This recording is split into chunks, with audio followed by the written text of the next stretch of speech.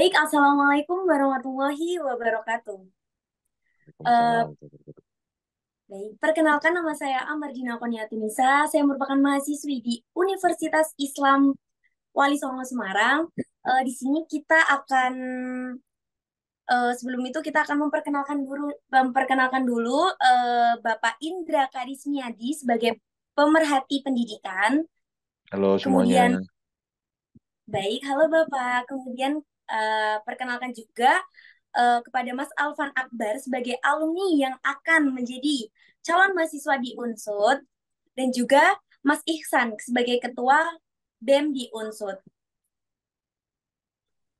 Halo Oke, semuanya. halo Apa kabar? semuanya. Mas Alvan, Mas Isan, Mbak Dina, sehat ya semua? Alhamdulillah. Alhamdulillah sehat Bapak. Kita mau bahas apa nih Mbak Dina malam ini? Oke, Hari ini nih. pada hari ini tuh kita akan membahas tentang biduk Bapak, bincang edukasi. Jadi pada malam yang berkah seru ini kita bakal bincang-bincang seputar edukasi-edukasi pendidikan. Seperti itu.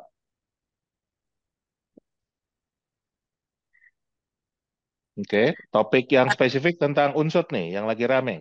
Nggak, sempat ramai sekali Bapak kemarin mengenai unsur tentang UKT-nya. Sempat ramai sekali ya Bapak ya kemarin tuh. Kabarnya sampai demo ya. Kita tanya aja nih, Ketua BEM-nya bener nggak demo? Demo atau pura-pura demo kan gitu. Pura-pura demo.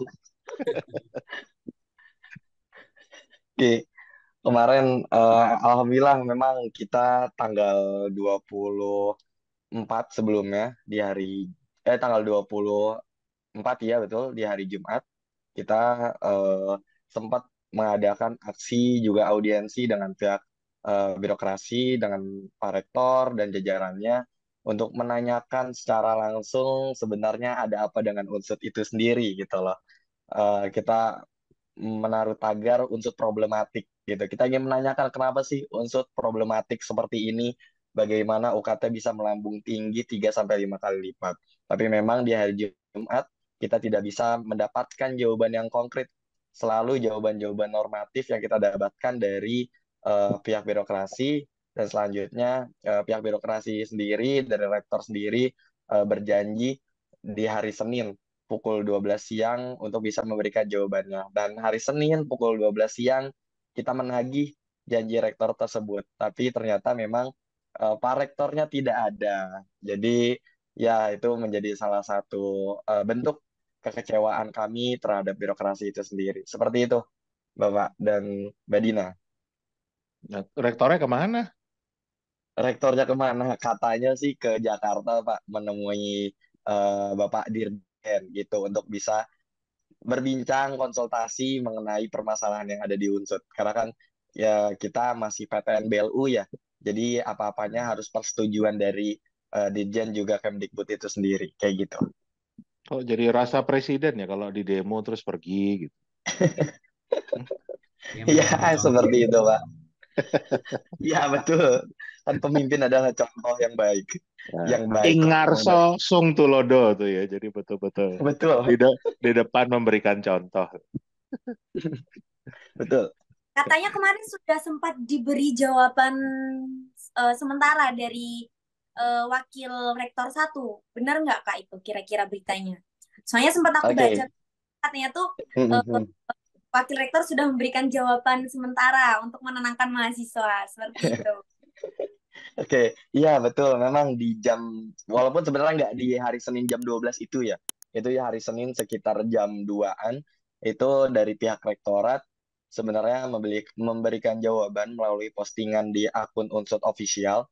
Itu memberikan jawaban bahwa peraturan rektor nomor 6 tahun 2024 alhamdulillah dicabut, tapi tetap itu tidak menjawab secara keseluruhan tuntutan yang kita berikan kepada pihak rektorat bahwasanya itu hanya pencabutan saja. Tapi peraturan rektor yang terbarunya mana gitu loh. Itu yang kita pertanyakan. Peraturan rektor yang terbarunya ini kan bisa 50-50 ya. Maksudnya apakah memang sesuai dengan tuntutan kita atau malah dipermainkan jadinya jadi lebih tinggi lagi. Contohnya mungkin 52 juta bisa jadi 104 juta kan kita nggak tahu gitu loh. Jadi makanya di situ kita menuntut untuk segera dikeluarkan peraturan rektor terbarunya. Seperti itu. Tapi mungkin Mas Ihsan perlu menceritakan dulu nih ke pemirsa Biduk. Sebetulnya Ya, kejadian yang benar tuh apa sih, kronologisnya tuh apa gitu loh. Kok apakah benar memang tiba-tiba pihak rektorat itu menaikkan UKT itu berkali-kali lipat? Apa apa dasarnya apa, kan begitu? Atau misalnya Pak Rektor habis bertapa di Baturaden terus turun tiba-tiba UKT naik atau gimana kan gitu. Kita kita Oke, butuh cerita lengkapnya nih. oke oke. mungkin yang Jadi gimana? Kak, apa gitu loh Kak yang terjadi di Hmm. Unsur dengan adanya demo mahasiswa terhadap kenaikan UKT tadi gitu. Oke, jadi memang berawal daripada hari pertama registrasi fisik di Unsut itu sendiri untuk calon mahasiswa baru.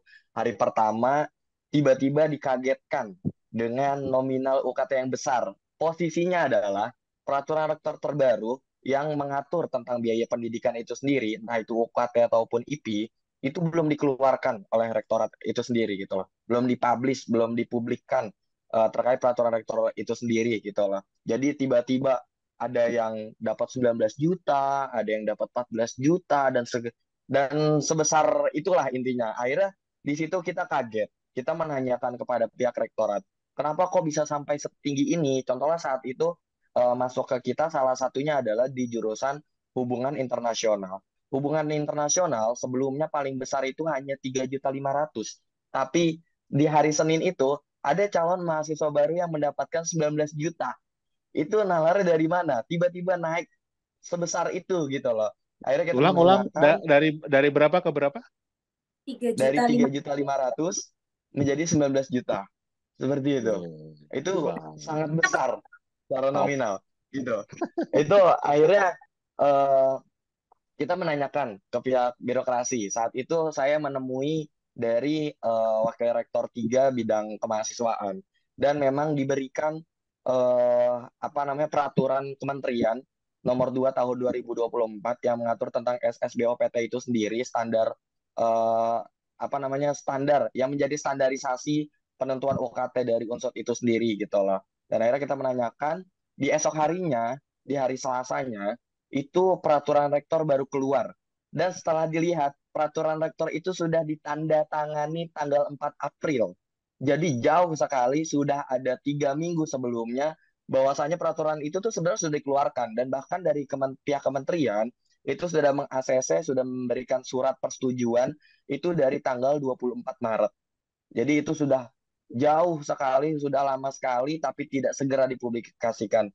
Menandakan apa?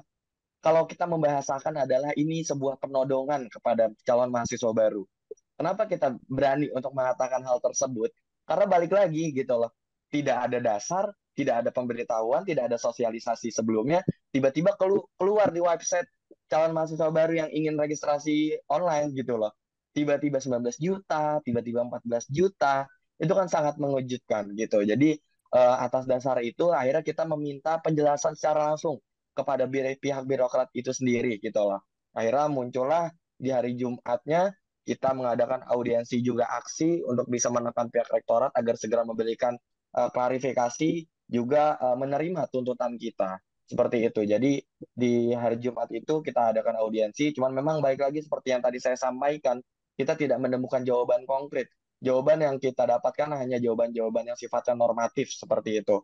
Akhirnya tidak menemu titik terang dan dari pihak rektor pun menjanjikan bahwa hari Senin jam 12 siang akan memberikan jawabannya. Akhirnya hari Senin jam 12 siang kita membawa masa yang lebih banyak, lebih dari 1.000 masa kita datangkan, kita hadirkan untuk bisa menagih janji pihak rektorat itu sendiri.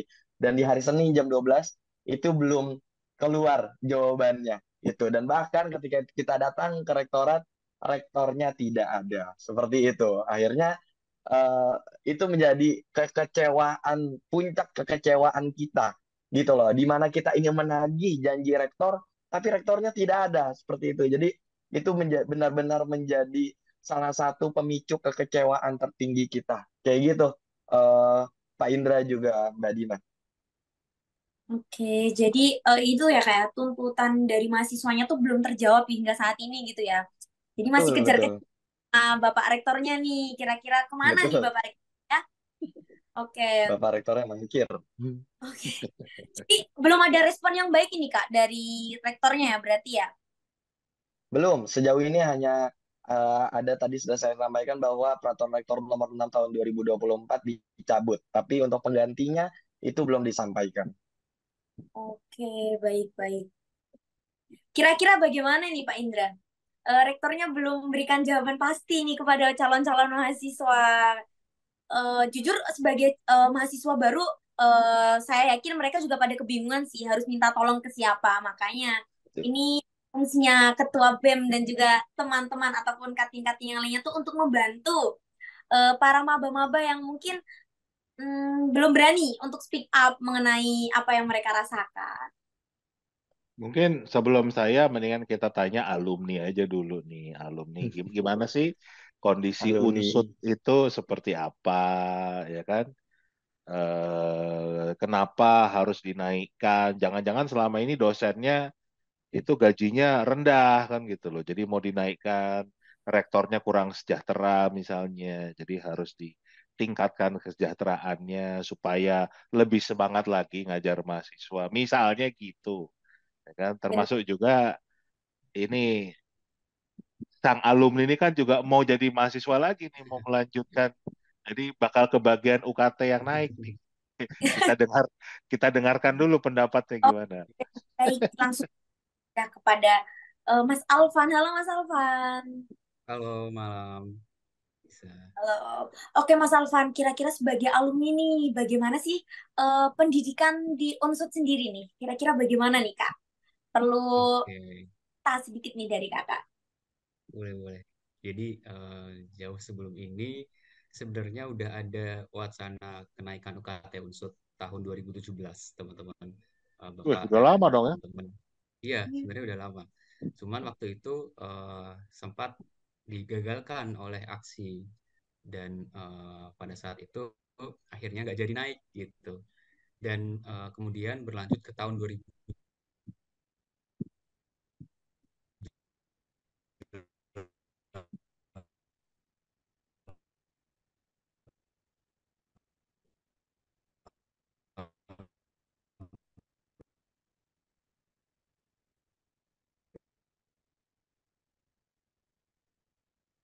seingat saya itu mulai ada upaya untuk menggerakkan menjadi apa namanya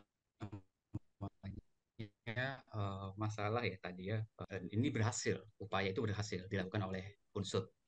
Nah, kemudian akhirnya di tahun 2024 ini, awal tahun ini eh, muncul lagi tuh wacana itu dan ternyata malah apa tiba-tiba ya mendadak menelurkan peraturan rektor baru gitu dan harapannya juga upaya ini akan digagalkan oleh teman-teman mahasiswa melalui aksi-aksi dan advokasi yang dilakukan.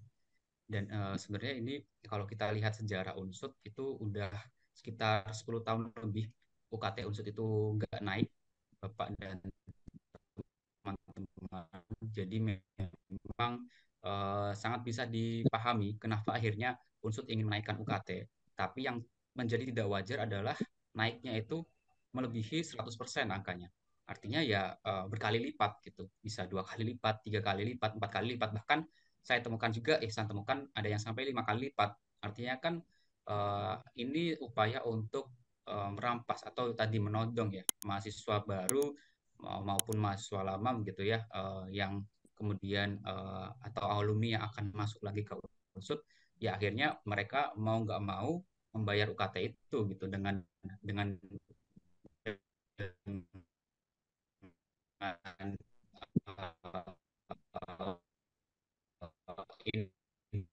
informasi yang mendadak posisinya mahasiswa baru apa namanya sebagai alumni udah melihat gelagat-gelagat unsur ini buat menaikkan UKT itu tapi lagi-lagi digagalkan oleh mahasiswa yang kemudian merasa resah karena dirasakan ya tidak sepadan dengan pendapatan masyarakat Banyumas dan sekitarnya karena memang unsur di daerah Purwokerto dan sekitarnya yang mana UMR-nya pun masih belum tinggi gitu ya dibandingkan daerah atau kota lain gitu. Jadi ini sangat memberatkan. Kurang lebih kayak gitu, Bapak dan teman-teman. Oke, jadi menurut kakak sendiri itu berarti eh, dengan adanya kenaikan UKT ini tuh terlalu jauh tinggi ya kak ya. Sebenarnya kalau mau naik, tapi naiknya ketinggian gitu. Seperti Ya, itu kak. betul, betul. Sebenarnya kalau saya sebagai alumni mewajarkan kalau misalkan ada kenaikan, tapi ya, Mbok ya dipikir lagi gitu loh. Kenaikannya jangan sampai nggak masuk akal. Entah mungkin 5% atau menyesuaikan inflasi ya itu masih masih masuk akal menurut saya. Lebih bagus lagi ya jangan dinaikkan gitu kan. Kalau kita berharap nggak usah naik karena saya juga mau masuk nih gitu ke unsur lagi gitu kan. Oke, oke Hmm. kak. Jadi kira-kira nih pesan atau kesannya terhadap rektor sendiri tuh bagaimana dari kakak? Oke, pesan saya ke Pak Rektor, mohon buat kebijakan yang bijak gitu ya, jangan hanya eh, menjadi bebek bagi penguasa karena ya saya tahu rektor sekarang itu intervensi dari pemerintah saat ini gitu. Mereka ya kurang lebih sebenarnya dipaksa oleh sistem juga untuk kemudian dari atas menyuruh sampai tadi Ihsan menyampaikan gitu ya kalau peraturan itu udah disetujui oleh Kemendikbud. Artinya kan bukan hanya rektor sendiri nih yang bertanggung jawab gitu ya. Hmm. Ada tanggung jawab Kemendikbud juga. Dan saya tahu kalau misalkan rektor itu juga terpaksa harus nurut sama atasannya. Tapi ya lihatlah kondisi realita mahasiswanya gitu loh. Jangan hanya kemudian melihat ke atas terus. Gitu. Lihatlah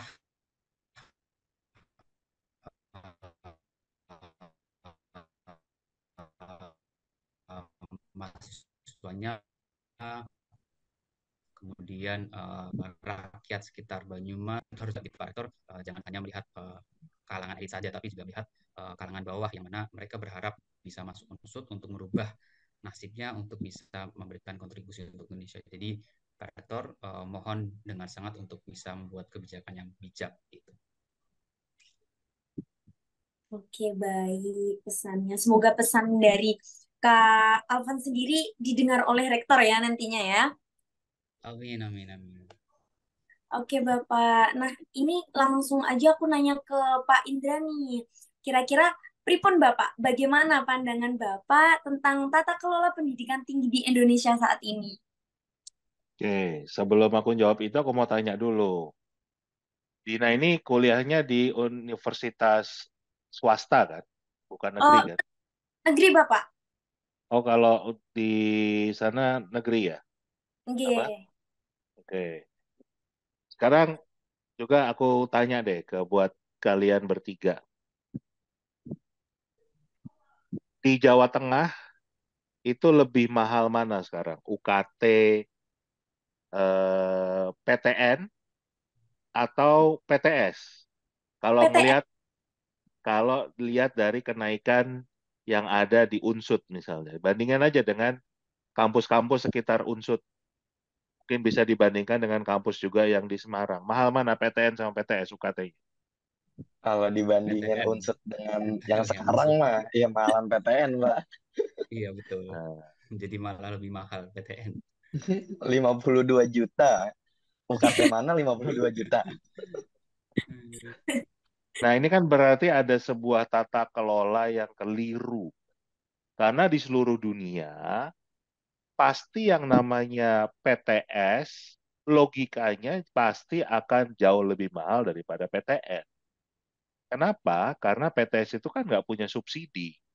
Sedangkan kalau misalnya kayak PTN ini, dosen-dosennya adalah PNS misalnya.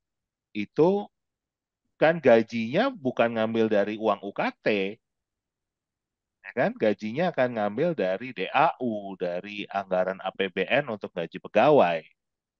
Kemudian masih ada subsidi-subsidi yang lain.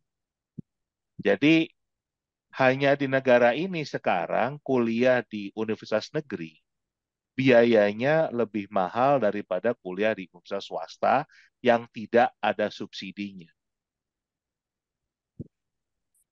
Ini kondisi yang nggak waras kalau menurut saya, ya kan?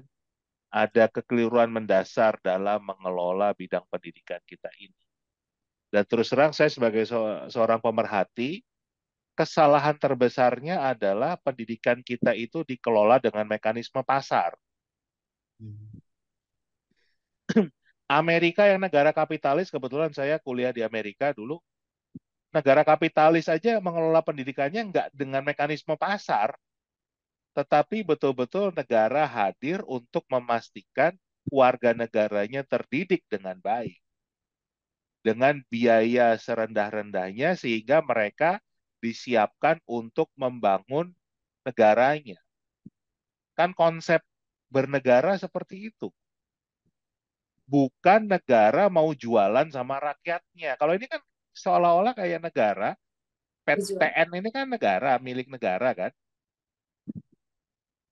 Dengan konsep PTNBH, perguruan tinggi negeri berbadan hukum, ini seolah-olah memang ingin membuat supaya kalau tadi istilahnya Mas Alvan apa Mas Isan ya yang ngomong kalau apa agar bisa mandiri, ya kan? Itu kan berarti pemerintah punya rencana tidak memberikan anggaran pendidikan buat menghidupi perguruan tinggi. Kan biar perguruan tingginya biar berbisnis sama rakyat, nyari uang dari rakyat, kan kurang lebih seperti itu. Ya kan? Kalau kita melihat desainnya, ini bukan negara Pancasila namanya. Karena kalau kita bicara Pancasila itu bukan super kapitalis seperti ini. Kalau malah negara urusan pendidikan saja harus berbisnis mencari untung dari warga negaranya sendiri, nah itu ada secara fundamental ada yang keliru.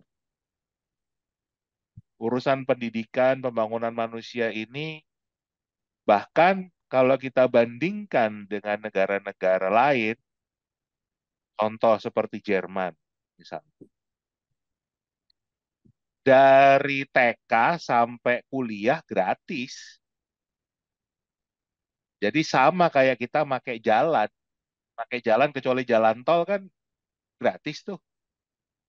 Jadi dianggap sebagai fasilitas publik pendidikan itu. Sama seperti jalanan.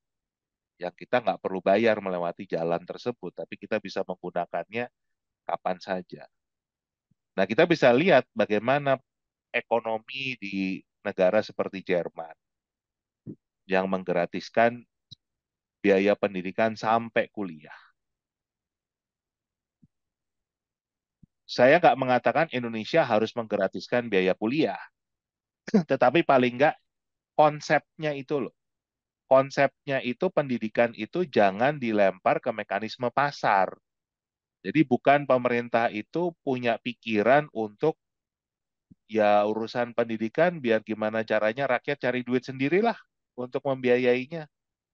Kita lebih baik ngurusin yang lain. Anggaran pendidikan yang 665 triliun ini kita nggak tahu mau dipakai buat apa.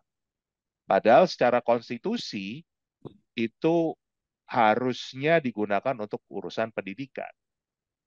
Lebih baik memang dipakai untuk mensubsidi kebutuhan-kebutuhan seperti perguruan tinggi ini. Sehingga setiap orang punya kesempatan untuk kuliah, untuk belajar di tingkat yang lebih tinggi. Itu poin yang pertama. Poin yang kedua, kesalahan fundamental lain dalam tata kelola pendidikan tinggi Indonesia itu karena kita tidak taat konstitusi. Jadi kalau kita membaca pasal 31 ayat 5 Undang-Undang Dasar 1945, itu jelas bunyinya pemerintah memajukan ilmu pengetahuan dan teknologi ya dengan menjunjung tinggi nilai-nilai agama dan persatuan bangsa untuk kemajuan peradaban serta kesejahteraan umat manusia. Nah, beberapa tahun yang lalu saya pernah diskusi dengan beberapa guru besar bicara tentang hal ini. Kenapa sih kita itu kayak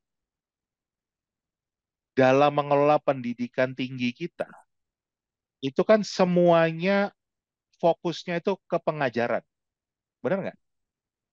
Sedangkan kalau kita lihat perguruan tinggi di negara lain, nggak ada yang fokusnya ke pengajaran.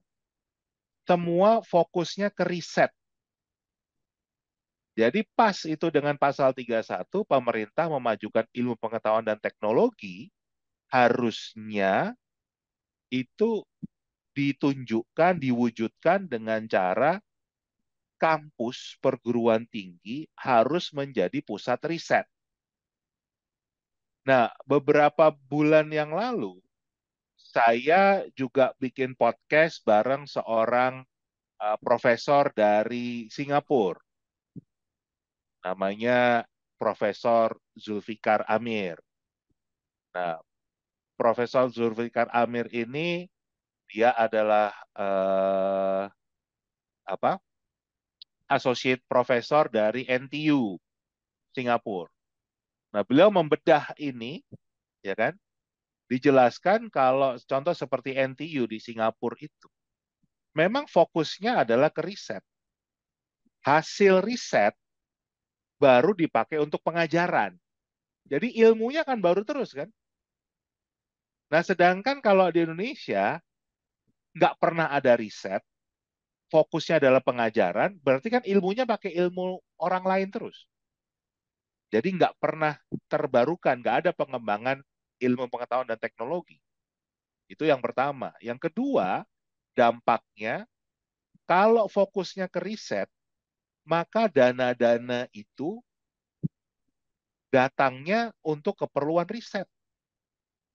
Jadi para profesor di luar negeri termasuk NTU, ya, semua perguruan tinggi itu punya tugas kalau dia mau jadi profesor, jadi guru besar di kampus tersebut, dia punya tugas untuk mendatangkan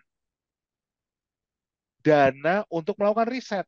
Baru dia jadi profesor.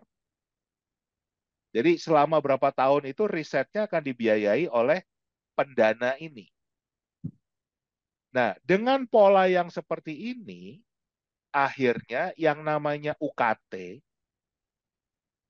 itu hanya sekitar 30 membiayai 30% maksimal nih dari kebutuhan kampus. Yang 70% sudah tercover dari dana-dana dari grant untuk riset ini. Nah, itu yang membuat di luar negeri yang namanya UKT itu murah untuk ukuran mereka ya, pendapatan mereka ya. Gitu. Nah, kalau di Indonesia karena nggak ada risetnya, tiap tahun itu UKT cenderung akan naik terus karena gaji dosen juga naik terus. Tapi kampus nggak punya income yang lain. Nah, ini sebetulnya problematika pendidikan tinggi di Indonesia. Tidak ada satupun perguruan tinggi itu yang fokusnya di riset. Semuanya fokusnya pengajaran. Jadi menjadi bukannya research university, tapi teaching university. Jadi ya para dosen ini lebih banyak tugasnya ngajar. Padahal harusnya tugas utama mereka adalah riset.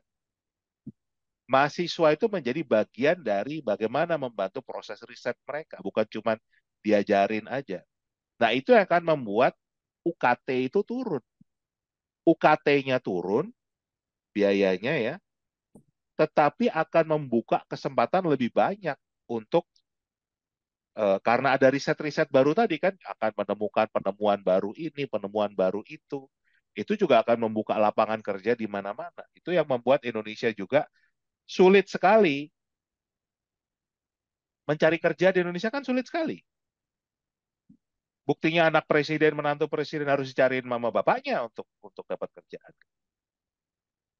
Apalagi kita-kita yang nggak punya paman, nggak punya bapak presiden. Gitu, Mbak Dina, pandangan saya secara singkat ya. Oke, baik Bapak. Nah, baik kira-kira bagaimana nih Bapak? Eh tutor ataupun persiapan nih sebagai dari Bapak untuk kami para generasi muda seperti itu.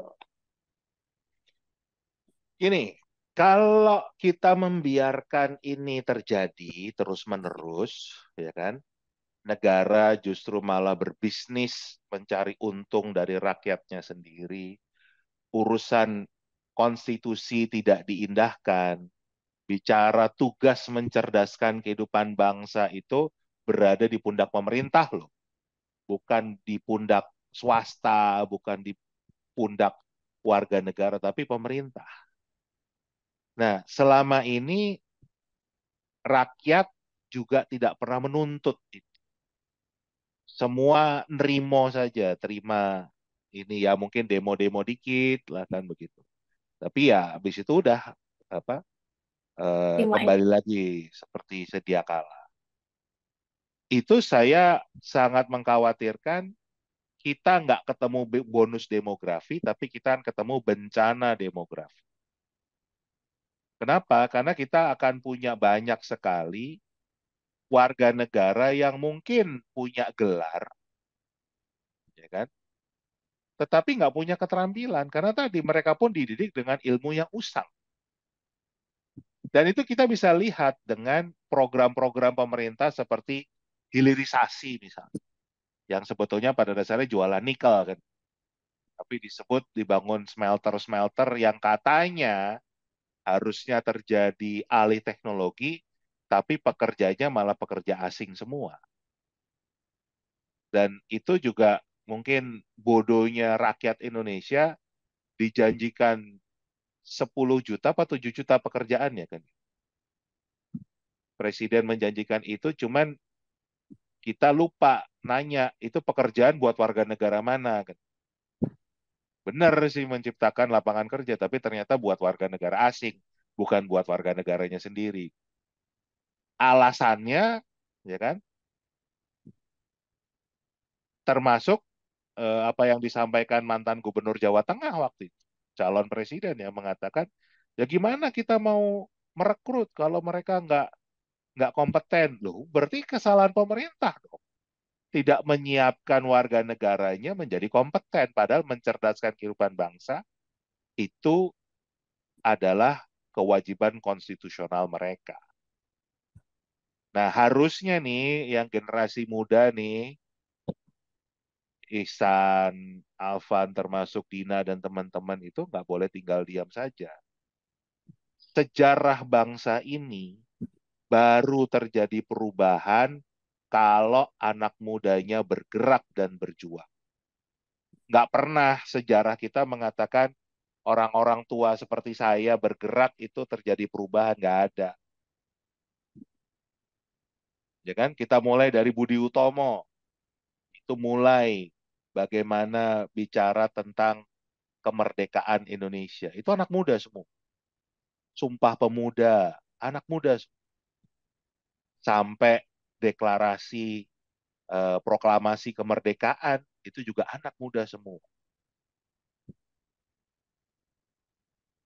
Perubahan dari Orde Lama ke Orde Baru, itu juga mahasiswa yang berdemo. Perubahan dari Orde Baru ke reformasi, itu angkatan saya pada saat mahasiswa yang bergerak. Nah, sekarang generasi kalian nih bergerak atau lebih suka menjadi generasi yang enjoy-enjoy saja. Itu Mbak pandangan saya. Monggo kita bisa diskusikan dengan Ihsan maupun Mas Alvan ya.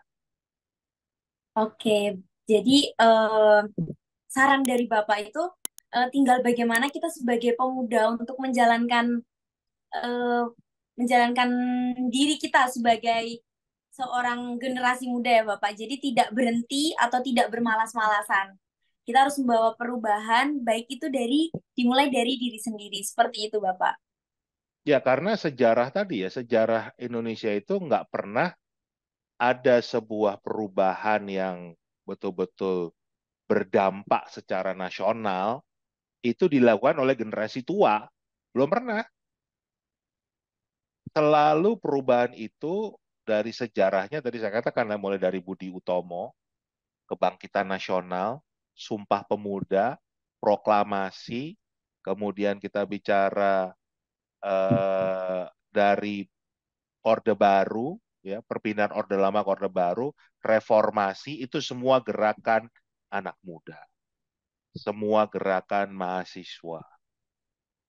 Nah, yang sekarang nih, ya, mahasiswanya bergerak apa rebahan? Tergantung. Gitu. Gimana nih, Mas Isan sama Mas Alvan, gimana?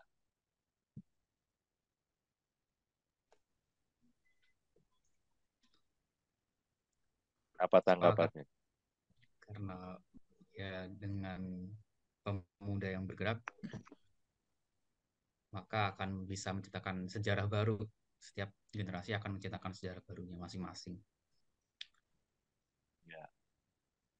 Jadi memang apa namanya ini pernah uh, saya diskusikan, saya coba advokasikan dengan teman-teman BEM waktu angkatan saya dulu gitu ya mengenai isu pendidikan tinggi ini memang ya menjadi masalah gitu karena seolah-olah negara ini lepas tangan kalau kata Bapak negara mau melepas perguruan tingginya ya itu seolah-olah lepas tanggung jawab gitu. Ya. Karena padahal ya amanat konstitusi udah jelas gitu kan mencerdaskan So, kehidupan bangsa lewat apa bantuan pendidikan lewat itu enggak kita nggak bicara soal bagaimana kemudian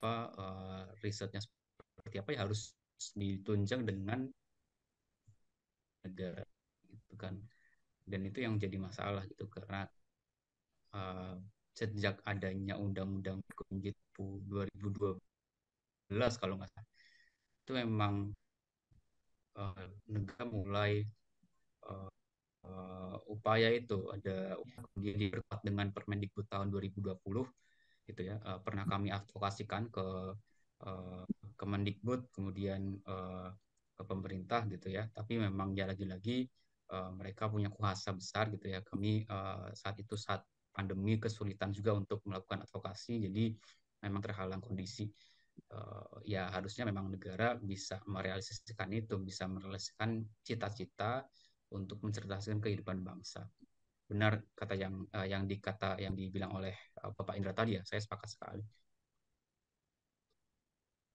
ya. Oke, baik. Oke, ini dari Kak Alfon udah ada pendapat nih. Sekarang menurut Kak Ihsan sendiri gimana nih pendapatnya? Oke, kalau menurut saya unsur saat ini, kondisi unsur saat ini itu menjadi bukti ketidakadilan, juga bukti ketidakkompetenan dari pemerintah itu sendiri untuk mengelola negaranya, khususnya dalam bidang pendidikan.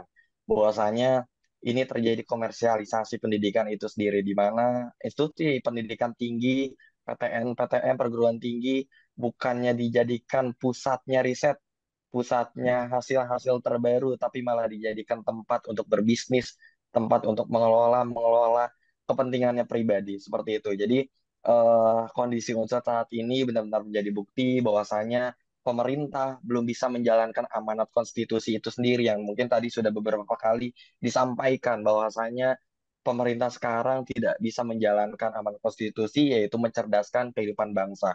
Kalau untuk lebih jelasnya tadi sudah sangat jelas disampaikan oleh Pak Indra secara rinci, memang pendidikan kita saat ini belum berjalan sebagaimana mestinya. Tapi kalau boleh berpandangan sebagai mahasiswa, sebagai anak muda, ya kita pastinya tidak bisa tinggal diam. Karena balik lagi tadi sudah disampaikan perubahan itu ada, tidak akan ada dari hal-hal yang berdiam gitu. Perubahan itu harus lahir dari satu hal yang bergerak. Maka dari itu ya kita pun sebagai anak muda ini juga di sini BEM Unsur hadir membawa bukti bahwa kita bergerak. bahwa kita melawan kepada apa? Melawan kepada hal-hal yang merusak konstitusi itu sendiri, melawan kepada hal-hal yang tidak sejalan dengan konstitusi itu sendiri gitu loh. Makanya di sini kita dari BEM Unsut itu sendiri juga kawan-kawan dari keluarga besar mahasiswa Unsut semuanya yang tergabung dalam satu aliansi besar yaitu Aliansi Sudirman Melawan. Kita ingin sama-sama melawan ketidakadilan, melawan eh, rektor kita yang mana telah membuat eh, kebijakan yang ugal-ugalan. Kita ingin mengingatkan, kita ingin mengembalikan marwah unsur itu sendiri, kita ingin mengembalikan amanat besar, amanat jenderal besar kita yaitu Jenderal Sudirman. Karena kita sebagai cucu-cucunya, kita sebagai cucu-cucu Jenderal Sudirman, kita ingin semangat Jenderal Sudirman itu sendiri dalam membangun bangsa, dalam mempertahankan bangsa, dan juga merebut bangsa itu sendiri bisa terjalankan. Seperti itu, Kak Dina, juga Pak Inul, dan kawan-kawan yang lainnya. Siap, kita Oke, tinggal tunggu nih aksi nyatanya kan gitu. Ini betul banget. Betul. beneran apa cuman pencitraan doang nih kita kita lihat. Kita nggak akan diam, kita akan terus melawan. Waktu yang akan membuktikan ya, Sa. Iya. Betul. Amin, amin. Tapi Doakan saja. tapi saya kasih tahu ya, pergerakan mahasiswa sekarang itu juga tidak se apa ya, sesolid kondisi dulu karena sekarang itu ada upaya adu domba selalu. Bener banget tuh, Betul. Pak. Jadi lihatin aja, setiap kali kalian akan melakukan aksi, itu nanti ada sebagian dari kalian yang akan didekati untuk diberikan sebuah imbalan. Dan itu yang akan mengkhianati pergerakan kalian sendiri. Ada itu karena saya udah bicara dengan banyak sekali ini ya, baik BEM maupun perkumpulan pemuda mahasiswa yang lain ya. Di sisi lain ada juga yang didekatin tapi diintimidasi gitu. Ditakut-takutin dengan berbagai hal lah. Jadi nanti antar kalian akan saling ribut sendiri. Itu yang namanya politik divide et impera. Itu terjadi lagi bukan hanya oleh Belanda, tetapi di zaman ini juga Antar terjadi. mahasiswa. Gitu. Itu yang Berarti misalnya untuk harus waspadai. sendiri gitu ya, Bapak ya? Kenapa? Berarti di saat akan melaksanakan demo ataupun perubahan sendiri tuh biasanya sumber permasalahannya tuh yang ada dari lingkupnya kita sendiri gitu, Bapak. Iya, karena upaya yang dilakukan itu dengan cara-cara yang seperti itu. Dan itu berbagai hal ya, cara intimidasinya, cara memberikan imbalannya itu dengan berbagai hal ya. Mulai dari yang handphonenya dihack, ya kan? Kemudian nanti dikirim-kirim gambar lah, apalah ini di dituduh melakukan pelecehan lah apa itu terjadi semua.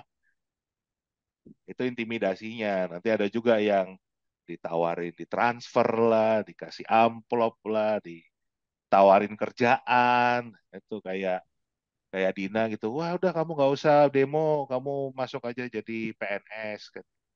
Ah, itu gitu. Itu yang pernah saya dengar langsung dari mereka-mereka yang sudah pernah melakukan pergerakan. Jadi tantangannya seperti itu. Ada upaya oknum-oknum, ya saya nggak tahu oknumnya siapa ya, tapi mengadu domba para mahasiswa, para pemuda untuk tidak bersuara, untuk tidak menyampaikan aspirasinya itu ada upaya-upaya itu. Jadi itu juga yang harus Izin Bapak, diantisipasi. tahun Nah, 2021 BEM Unsut pernah juga mendapatkan intimidasi. Salah satu nah, staf kami dihack HP-nya dan hmm, didatangi oleh orang tidak dikenal, Pak, tahun 2021 itu. Dan dikirimi makanan, kemudian Shopee Food, kemudian berbagai macam kiriman itu nggak dikenal, Pak. Dan nah. bahkan ada ancaman pembunuhan juga, Pak, sampai ke situ, sampai benar-benar mengalami kita. Teman saya itu sendiri yang mengalami dan memang Ya. valid gitu. Jadi saya Gitu. tidak menyebarkan hoax kan, saya tidak menakut-nakuti, tetapi ini adalah tantangan kita gitu. Mungkin zaman saya dulu nggak mengalami yang model seperti ini karena kita dulu cuma satu cara, yaitu ya diintimidasi dengan aparat-aparat. Ini zaman zaman Orde Baru ya. Itu seperti ini. Jarang yang dikasih hadiah apa, walaupun ada juga tapi nggak semasif sekarang.